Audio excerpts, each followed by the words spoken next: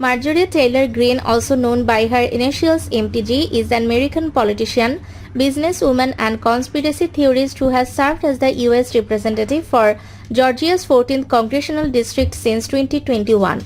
On November 21, 2025, Greene announced her resignation from Congress effective January 5, 2026.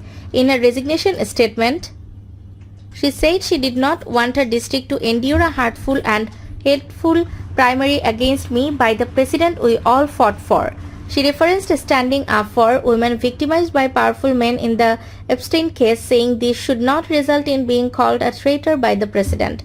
Greene's relationship with Trump deteriorated in recent months as she criticized him over issues including his on Jeffrey Epstein files, foreign policy and healthcare WTOC to TVNBC Connecticut.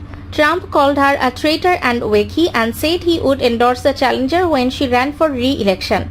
Greene was largely inactive politically until Donald Trump's 2016 presidential campaign inspired her to become engaged in politics. She was elected to Congress in 2020 following the retirement of Republican incumbent Tom Graves and was re-elected in 2022 and 2024.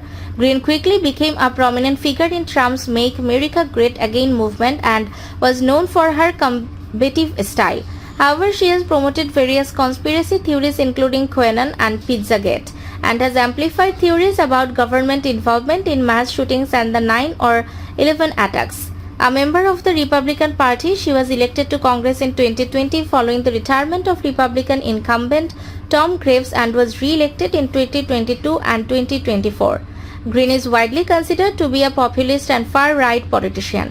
Marjorie Taylor was born in Milledgeville, Georgia on May 27, 1974, the daughter of Robert Taylor.